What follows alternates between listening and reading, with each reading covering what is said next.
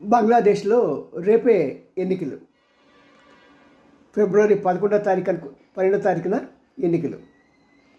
మరి ఈ ఎన్నికల సందర్భంగా ఆ దేశంలో ఎన్నికలు ప్రశాంతంగా జరగాలని, అన్ని వర్గాలకి రిప్రజెంటేటివ్గా మంచి వ్యక్తుల్ని ఎన్నుకోవాలని భారతదేశం ఉన్న ప్రతి ఒక్కరూ కోరుకుంటున్నాం. ఎందుకంటే ఎప్పుడైనా సరే చక్కని నైబర్స్ ఉండటం అనేది ఒక అదృష్టం.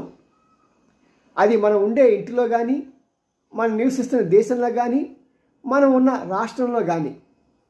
ఒకప్పుడు చూసారా, మన ఆంధ్రప్రదేశ్లో పక్కన కర్ణాటకతో మనకి కృష్ణానది జలాల నుంచి గొడవ. ఇటుపక్క తమిళనాడులో జయం వచ్చేసి నాకు కృష్ణానది కావాలని ఆవిడ అడిగితే మన ఎన్టీఆర్ గారు ఇచ్చేశారు. అంటే ఒక రకంగా ఇటు అటు అటు ఇటుగా ఉంటూనే ఉంటాయి గొడవలు. ఇవన్నీ సాధారణమే. ఇప్పుడు ఎవరో బయట వాళ్ళతో గొడవ రాదు కదా, పక్కన ఉన్న నైబర్స్తో మనకు సాధారణంగా గొడవలు వస్తూ ఉంటాయి. అంటే ఒకరికి కొద్దిగా డామినేట్ చేయాలని, లేకుంటే ఏదో రకంగా. అలాగే ఇప్పుడు బంగ్లాదేశ్లో కూడా అదే పరిస్థితి. కానీ వాస్తవంగా చెప్పాలంటే భారతీయులు చాలా మంచివాళ్ళు. మీకు అడగకుండా ఎన్నో ఇచ్చేశారు వాళ్ళు.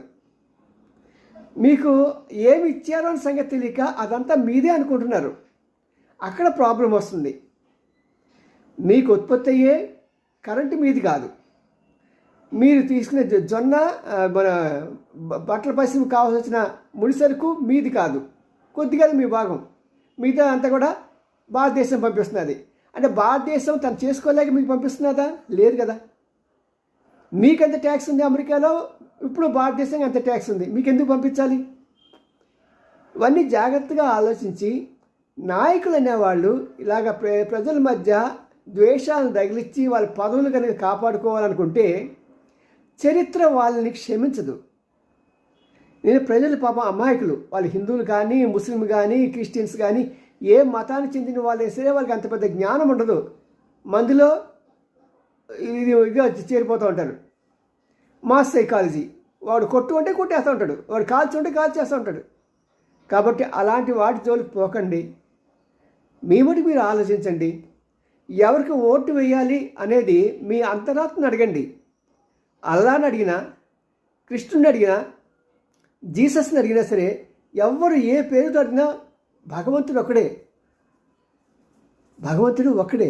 ఆ ఒక్కడు ప్రతి ఒక్కరితో మాట్లాడతాడు, ప్రతి ఒక్కరి హృదయంలో స్పందిస్తాడు. కాబట్టి మీరు అడిగి మీకు అంతరాత్మ ప్రకారం చక్కని నాయకులు ఎన్నుకొని మీరు కూడా హాయిగా ఆనందంగా ఉండాలని, ఈ హింసను విడనాడి అంతగా సార్వభౌమ దీంట్లోకి ఒకే ఏకత్వంలోకి రావాలని మేము కోరుకుంటున్నాం. మీ N Ramji, senior journalist, Gudiganta TV9. Like చేయండి, షేర్ చేయండి, సబ్స్క్రైబ్ చేయడం మాత్రం మానకండి.